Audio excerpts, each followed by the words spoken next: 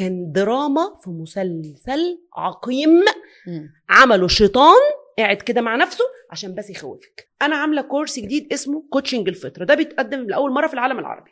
ايه كوتشنج الفطره ده؟ كل قصته كلها ان انت تكوني كوتش نفسك، ان انت تعالجي نفسك، ولا تروحي للدكتور ولا تروحي للاستشاري، لان انا عارفه يعني ايه استشاري. فانا قررت قلت لا، انا هديك العلم وانت تبقي كوتش نفسك خلاص.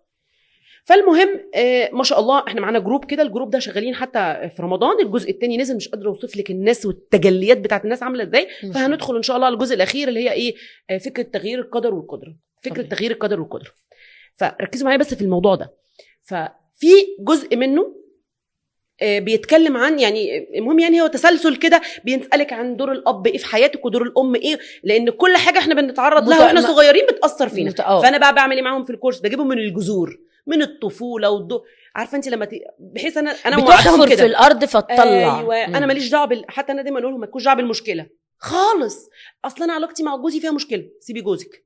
اصلا عندي نقص في الفلوس، سيبي الفلوس. بروح الاصل